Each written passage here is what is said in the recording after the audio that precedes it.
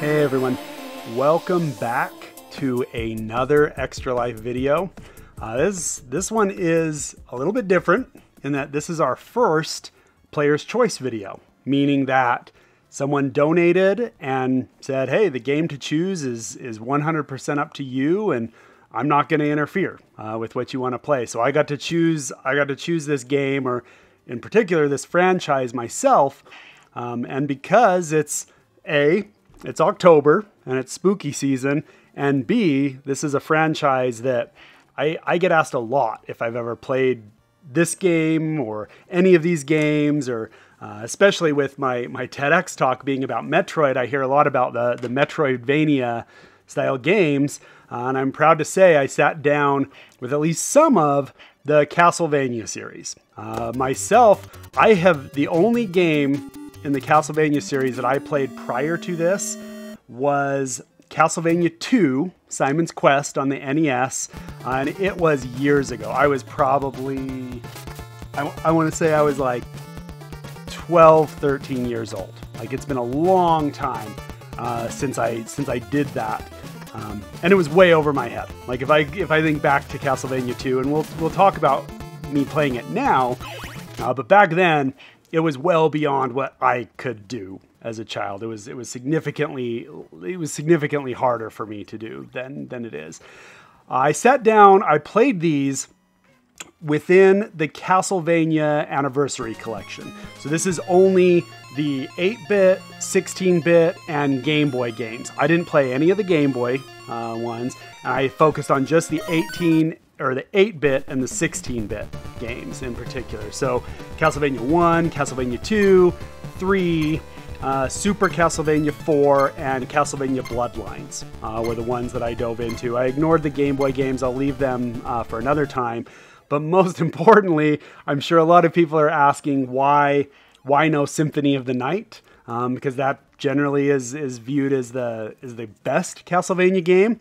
I wanted to stick to 8 and 16-bit. If you do want to see Symphony of the Night, there is donations available. Go ahead and donate to Extra Life, and you could choose Symphony of the Night as its own gameplay. That one is large enough that it wasn't worth trying to cram into something like this. I kind of got as many as I could into here, but I couldn't dive into Symphony of the Night because it's a 100-hour plus game from what I understand, and I wasn't going to try to cram it into here. I wanted to focus on the originals. One thing that I found as I played through these, speaking of the Metroidvania genre, not at least 1, 3, Super Castlevania 4, and Bloodlines do not fit that bill. And from what I understand, when I talk to people, they say Symphony of the Night is really where that kicks off, and Aria of Sorrow, I believe people say as well.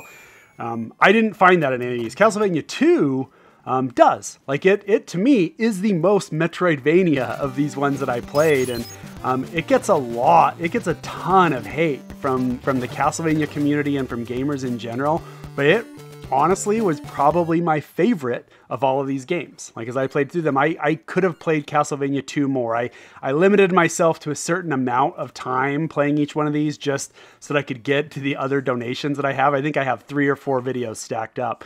And I wanted to get to this one especially for October because we have to get Dracula out by Halloween, right? Like, people want to see the spooky games for October. So I wanted to get through these and get a little playthrough. But that was one of my big complaints, is the lack of the Metroidvania in this genre.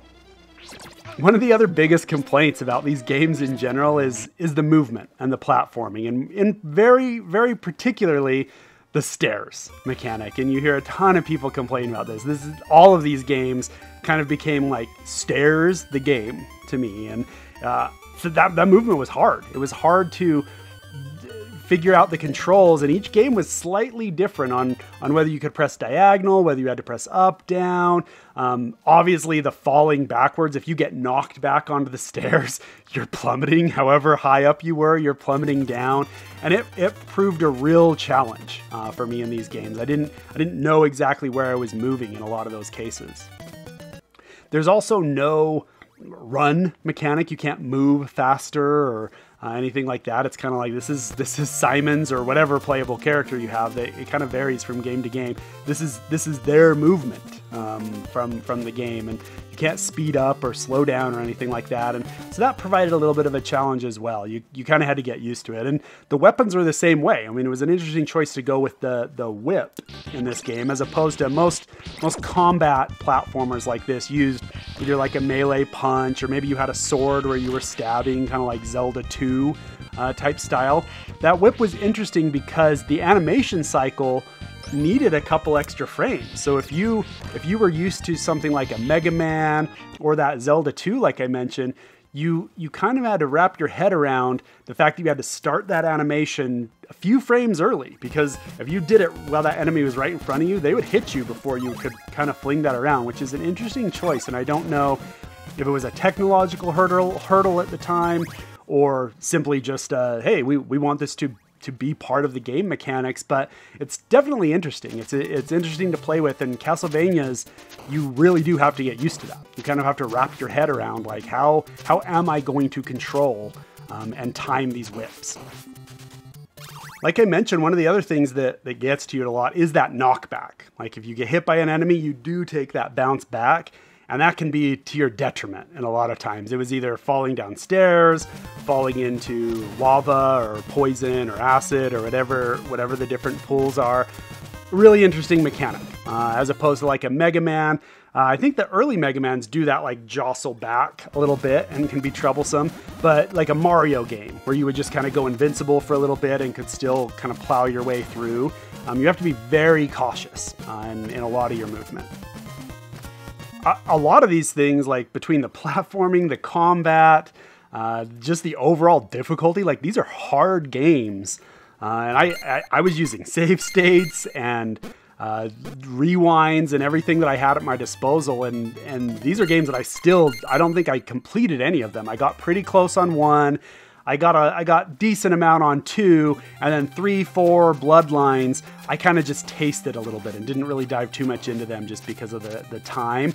And they really do feel like a predecessor to like a Dark Souls game. Like they are hard for the sake of being hard, where you really do have to take the time, learn where enemies are, learn enemy movements, understand in Castlevania II especially, like understand that map and where do you go from point A to point B to point C, and moving around that world was very interesting, and they do feel like that sort of Dark Souls experience.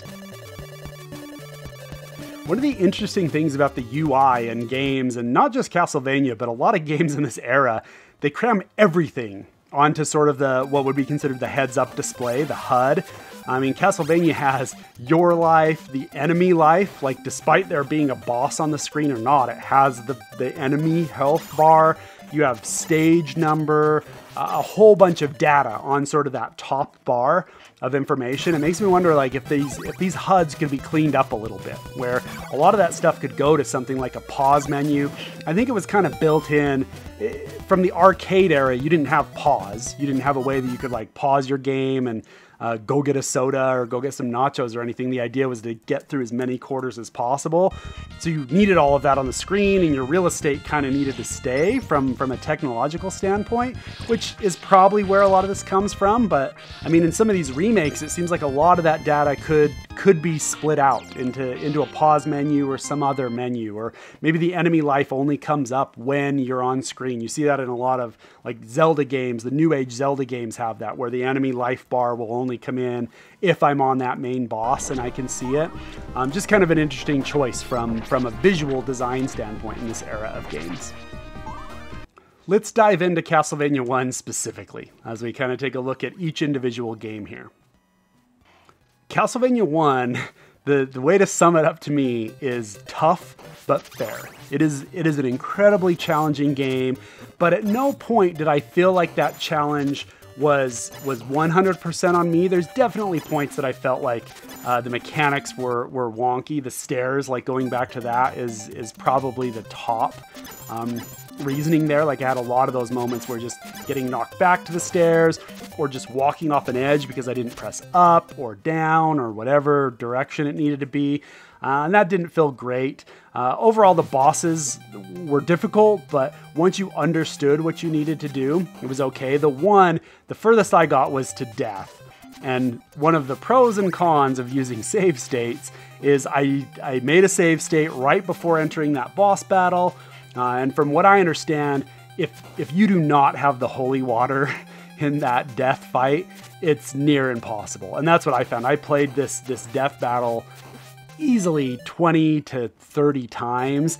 And I think the closest I got was maybe 3/4 of the way through his health bar, where it was like I had a quarter left and just died. And from what I understand, if you have the holy water, you can just kind of douse him and it will start taking large chunks. But unfortunately, because I had that save state, I could have gone back and replayed the level and got the holy water and made sure I carried it through with me. But I didn't. I kind of had to move on to the next game at that point. But overall, it's clean gameplay. It's fun. It's very clear. Like, you have your stages, you have a boss at the end of each stage. It has a very arcade feel, similar to like a Golden Axe or something like that. And it's an enjoyable game. Like, I really like playing through it without save states.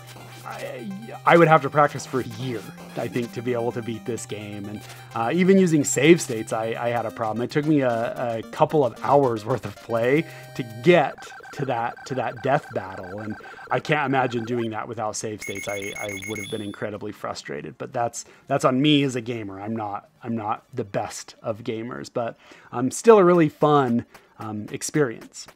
One of the drawbacks in Castlevania 1 is the single direction whip. You're either straight ahead of you or you turn around and go behind you. You don't have the ability to whip upwards, down, kind of diagonal, that kind of stuff. That comes in the later games. That single direction whip can be troublesome, especially when you have enemies coming in front and behind you. Being able to whip and then turn around and whip backwards is a challenge. And the timing becomes a very real issue there. And you see that as we look through some of the enemies. Medusa heads are what a lot of people complain about because of that up and down, and you're not only like timing their proximity to you, but you've got a time when they're going to be like at the level of your whip. I honestly didn't find those to be the most challenging, because you did have the ability, if they were down, you could jump on them. If they were up, you could duck. You didn't always have to kill them. And so I found that made them a little bit easier. Even though they move, I don't think there were enemies that were worse to me in this game than those Medusa heads. And I think at least you can dodge those and handle that a little bit differently. But some, like the knights, I think were pretty difficult. And again, like just the platforming almost provided more of a challenge for me because it was an insta-death. Like a Medusa head, you get hit once, you lose some life, great, I can move on. If I fall down the stairs, like I'm done. Like that's a whole life gone. Even if I have full health, I'm gone. I'm back to the start of the level. And so the repercussions of something like that, the risk to reward is significantly higher than just any single enemy. Moving on to Castlevania II, this is my favorite, I think, of the 8 to 16-bit games, just because it does have that Metroidvania. Like to me, this felt like a Legend of Zelda game, like a Metroid game, like the other games of that era that I really, really loved. I was never a big action platformer game. Like I liked the Mega Man series, but some of the others weren't really my jam. And I didn't mind like the beat 'em ups, like the Turtles and Double Dragon, Battletoads, that kind of stuff. But the action platformers weren't always my favorite. So Castlevania 1, 3, Bloodlines just weren't my jam when I was younger, and even playing through them now, like they're fun and they're enjoyable, but between the high level of difficulty and the linearness of them, it wasn't my favorite. Whereas 2 felt like an adventure. It felt like I had to go different places, and I had to pay attention to what towns I've been to, who I've talked to, what items I have, and all of that. And so I kind of enjoyed that aspect of Castlevania 2. Not to mention, this is a series with incredible music. I mean, you can hear some of these as we show these clips, and anyone familiar with game audio, Castlevania is probably one of those that's easily in the top 5 to 10 franchises as far as music goes. Castlevania 2 has probably the most banger of any of the Castlevania tracks in Bloody Tears, which is just a beautiful, beautiful song. Like, as we just take a listen.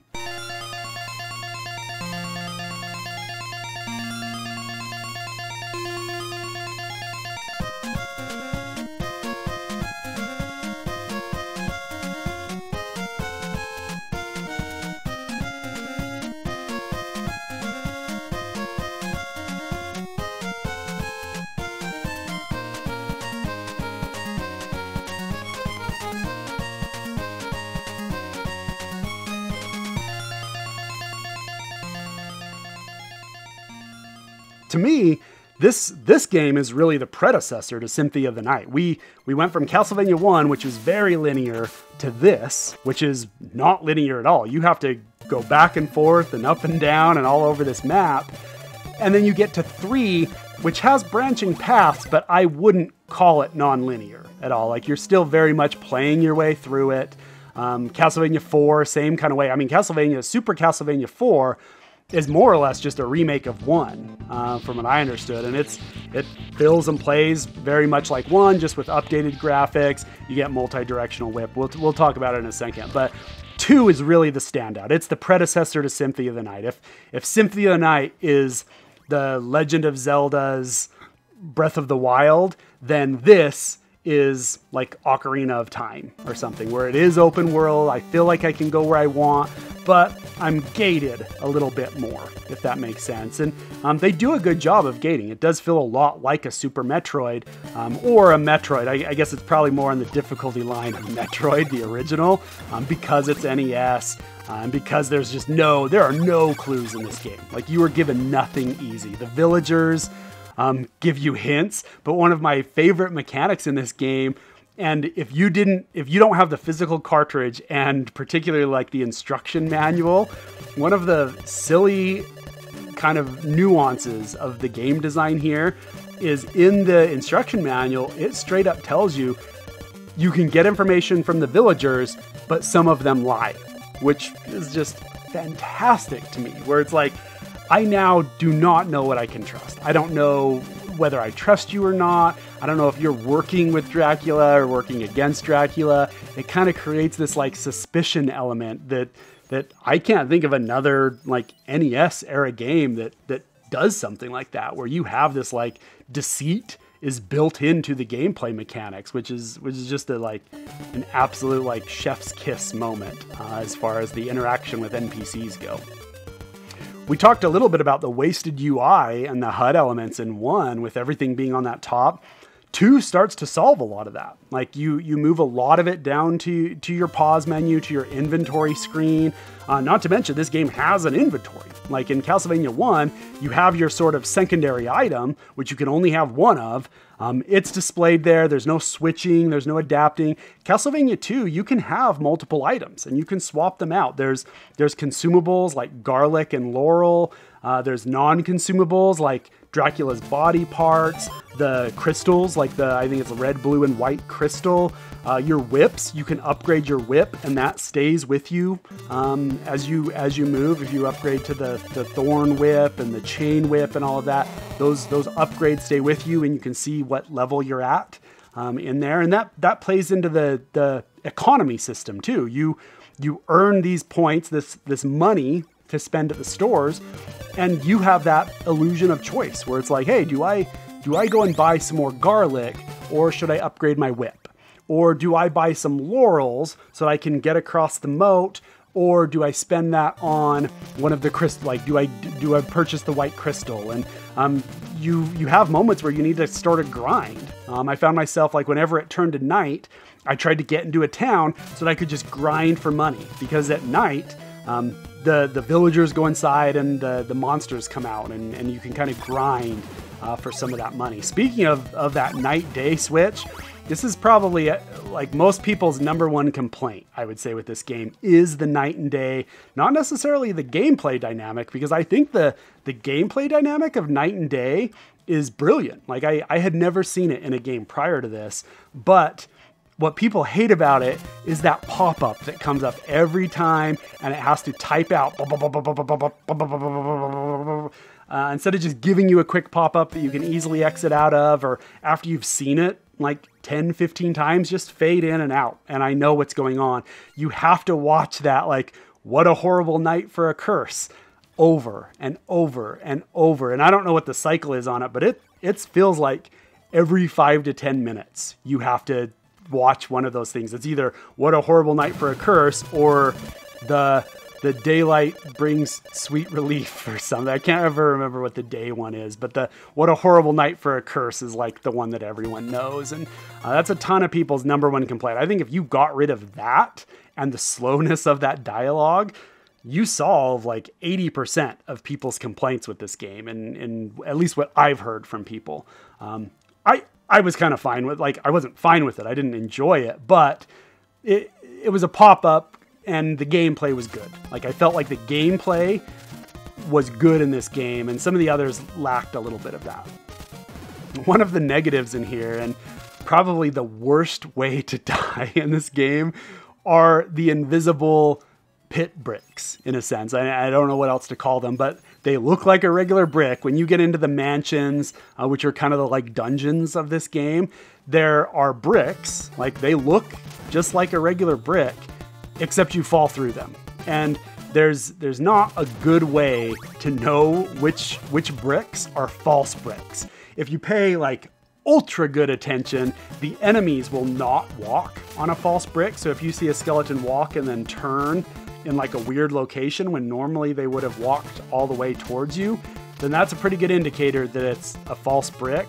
But otherwise, it is trial and error. And you just walk, and then sometimes you're just going to fall right through, and it usually would just set you back, and you have to like work your way back around that dungeon. In some cases, you fall through to insta-death, which is, I mean, in general, false bricks are just a huge design no-no. Give some indication. Either give it a slightly different texture, give it...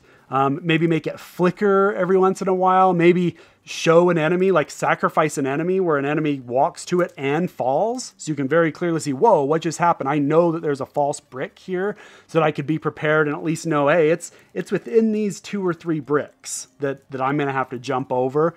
Give some indications that it's not just trial and error. Those are one of those things where the difficulty feels like the game tricked you, as opposed to I just need to learn to get good, in a sense, in this game. And so that's one of the big kickers for me in Castlevania II are those false bricks. It's another one of people's large complaints. Overall, for Castlevania II, this game breaks a number of design tropes that you see in this style of game. Maybe not for this era, but things like quick travel. Like, you have to like walk your way back and forth from town to town, and it is very non-linear. Like, you start kind of like in a middle town, and you have to walk all the way to one edge, get some stuff, walk all the way down through, walk all the way back. You're going from town to town, kind of all over the place. And that's one thing that probably could have helped this game design a little bit, is some sort of quick travel, even if it were only between churches, or maybe it was just like you could go to the next closest town. Like, I don't know how you would really solve this, but it would be nice to be able to kind of make those jumps a little bit quicker and not be tied so much to walking my way back and forth. It made it really time consuming. Like, if we were to compare the overall gameplay time, you can pass if you get good at Castlevania 1, you could pretty much pass that game in under 30 minutes, I would say. Like, it's a 30-minute play if you were good. Castlevania 2, even if you're spectacular, the walking alone is going to take you hours. Like, going from one end to the other end and back is just going to take you time. And there's no clear way around that. It's unfortunately like the only way you can do it. And that would be helped by something like a quick travel, I think, or maybe the ability to run, or you get later on in Castlevania 3, you get the ability to turn into a bat when you unlock one of the characters. It would be nice to have some of that type of power, where you could maybe fly over some of these sections and not have to do the combat every time. And that would kind of be an interesting mechanic. There are also some pretty wild jumps in logic you have to make that are are not obvious. Like throwing holy water in some of the town places to like unlock the floor where you can go down and find one of the vendors to sell you some of the more advanced gear, using holy water on walls within mansions that allow you to actually navigate. There's just things where like, I don't know, without a guide or the internet that we now have, if you didn't have the guide, there was like no way you were figuring this out. Like it was one of those, like you had to hear from a friend of a friend of a friend, or even more so, what I really think this was Nintendo's way.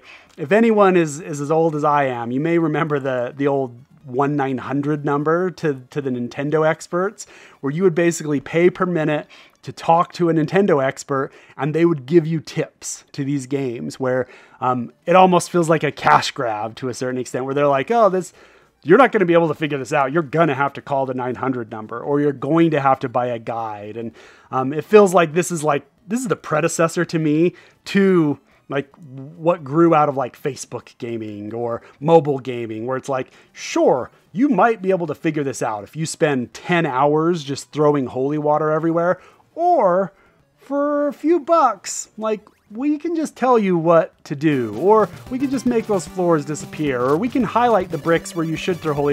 This is like, if they were to remake this game in this day and age, that's to me almost exactly what it would have been, is it would have been microtransactions to solve some of these puzzles, as opposed to like, hey, you just got to wait this out, or you just got to use trial and error.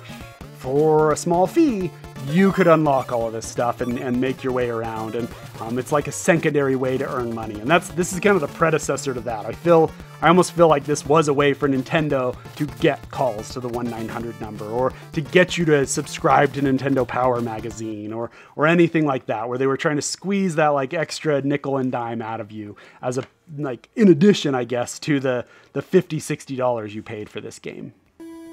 I don't have a ton about Castlevania 3. Like I said, I didn't get through all of this. I got through the first 4 or 5 or so stages, and then couldn't invest any more time. But the thing that kills me about this one is you as a designer, you probably heard complaints about the stairs. People that played Castlevania 1, Castlevania 2 probably complained about the stairs and the way that mechanic works. And then Castlevania 3, you take like, I think it's like level 2 or 3, and you're like, let's put it in a clock tower that is all vertical. It's all stairs. And not only do you have to traverse up the stairs, you've got to come back down the stairs, which is like 10 times worse than going over. And I don't know, to me, this was just like a not wise game design decision, which granted, you have branching paths. Like that's the one thing that sets 3 apart from 1, is you have the ability to kind of choose where you want to go.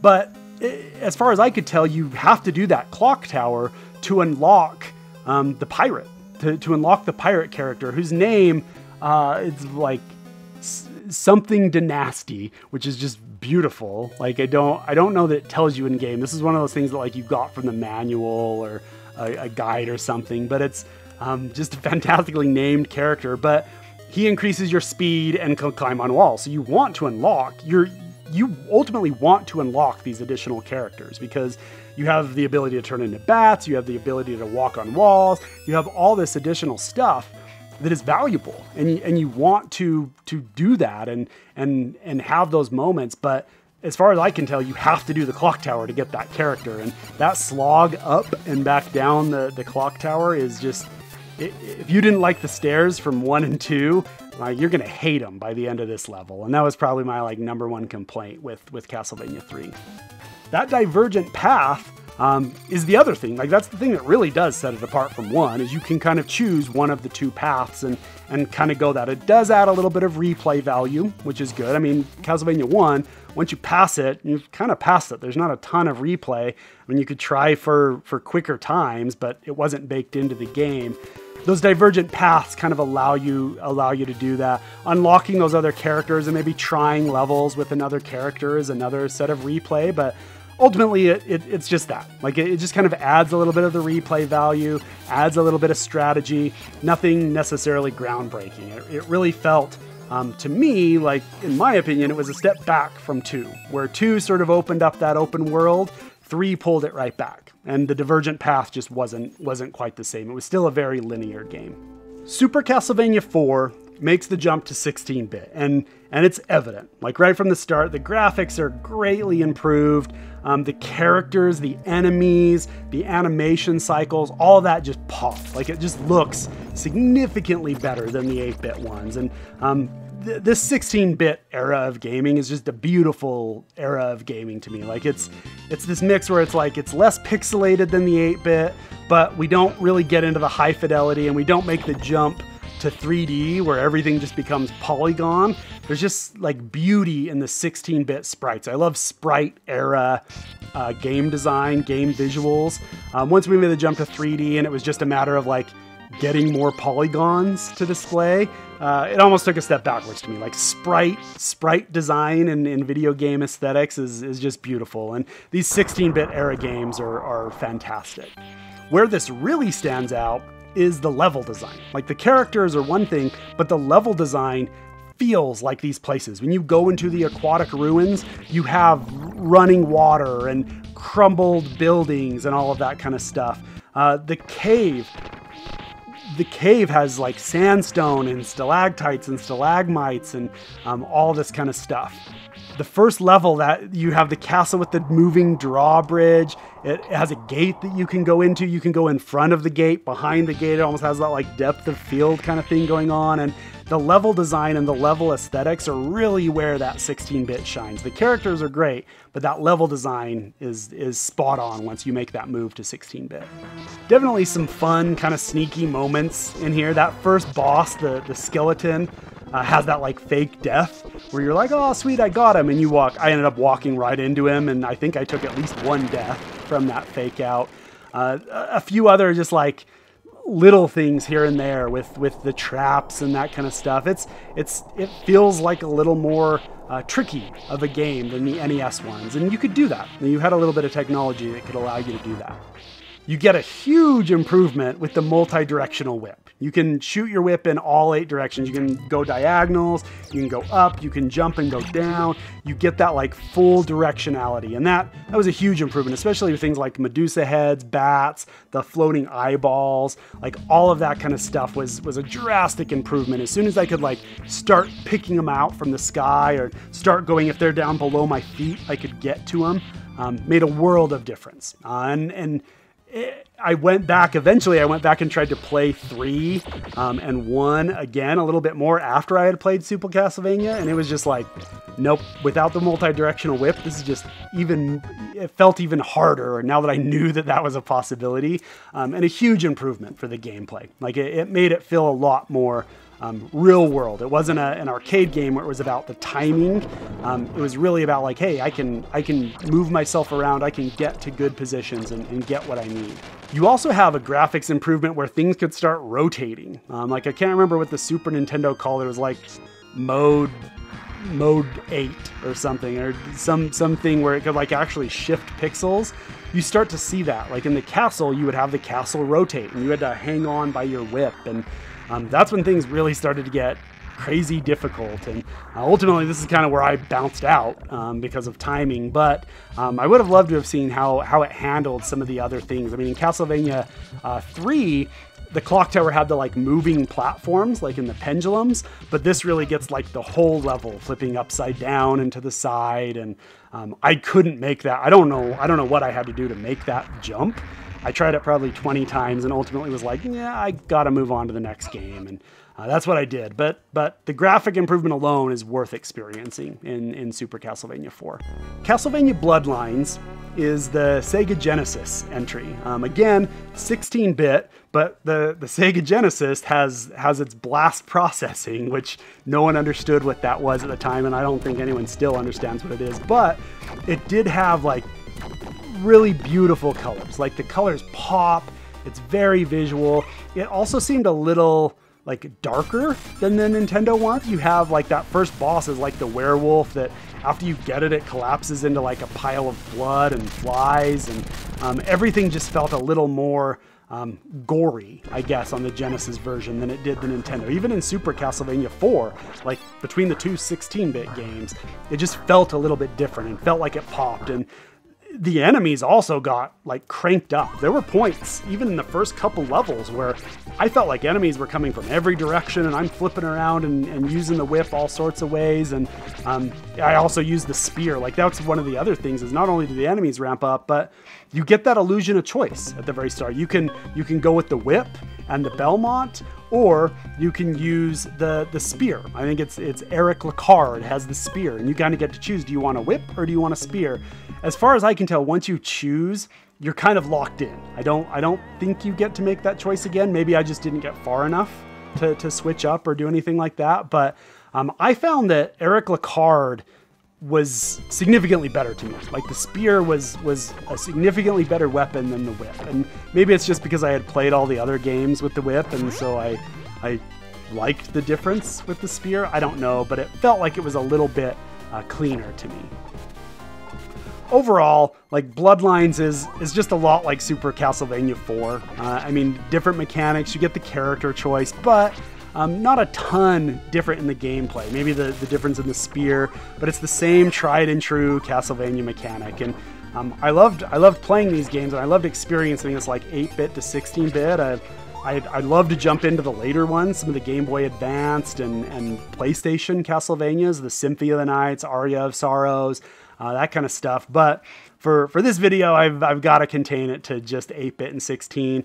As always, donations are open.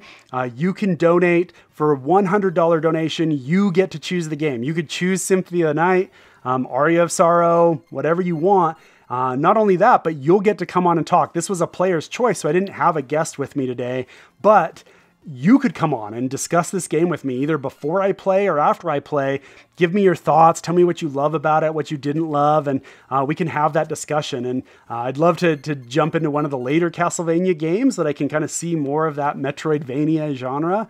And I'd love the donation as well. All donations go 100% to the Extra Life. I'm playing specifically for Primary Children's Hospital here in Salt Lake City, Utah, a cause near and dear to my heart. My kids have spent time at Primary Children's, and they've taken good care of our family. And so I'm happy to play for them. I'm happy to earn donations for that hospital as part of the Children's Miracle Network. Please feel free to like, share, comment on this video. It helps get it out there for other people to see. I really do try to answer all comments and at least have a snarky comment back to some comments as well on this channel. I want to create a community where we can discuss these games. You can tell me what you love about it, what you didn't love, those kinds of things. I want to have that open conversation. I don't make these videos to just throw out into the ether and never touch again. I want to have that continuous conversation. So as always, remember to subscribe, anything you need, and I look forward to seeing a donation from you and what game you want me to play. Thanks, everyone.